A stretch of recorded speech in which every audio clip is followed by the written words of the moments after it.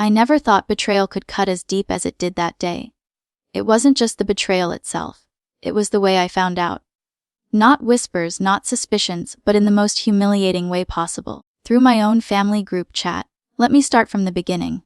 My wife, Emma, and I had been together for 12 years, married for 9. To everyone else, we looked like a solid couple. We had our ups and downs, of course.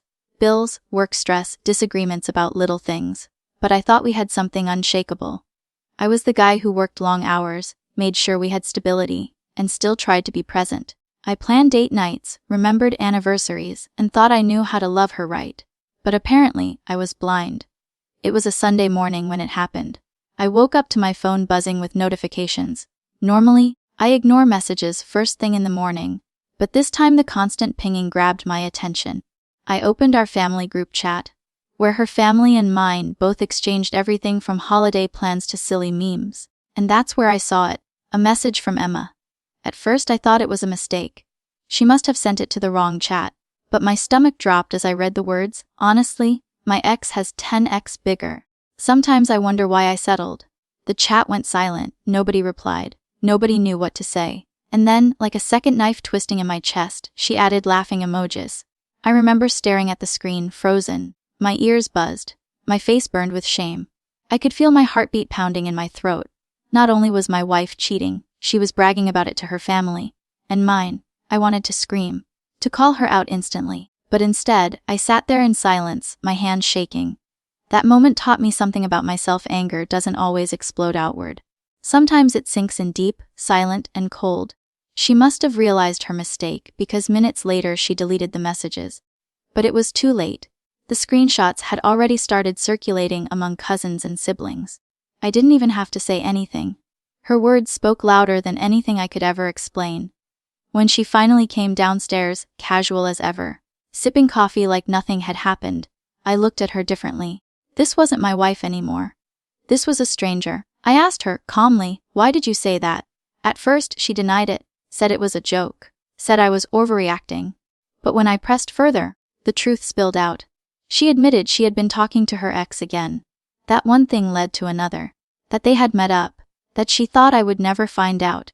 And then she had the audacity to say, well, maybe now you'll understand what I've been missing. That was the moment something inside me broke. Not in sadness.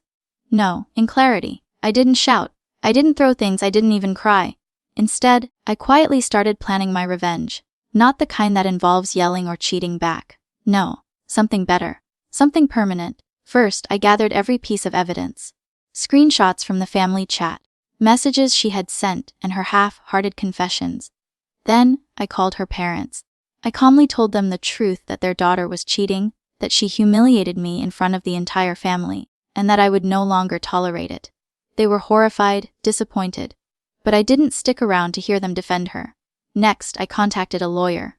Divorce papers were drawn up within days. I had already made sure all my finances were in order, my accounts separated, and my name removed from anything she controlled.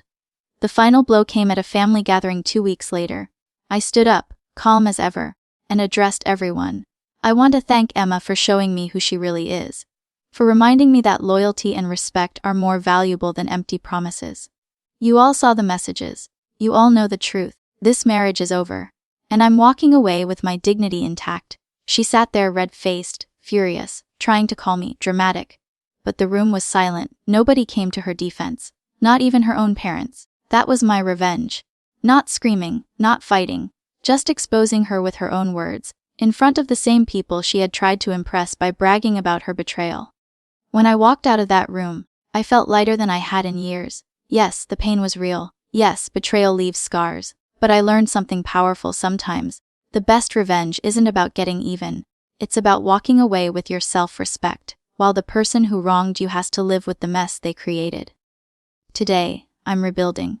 I'm focusing on myself, on my peace, on the people who actually value me. And if you're listening to this wondering what to do if you've been betrayed, let me leave you with this. You don't have to destroy yourself trying to make someone see your worth. Sometimes, the most powerful move you can make is to walk away.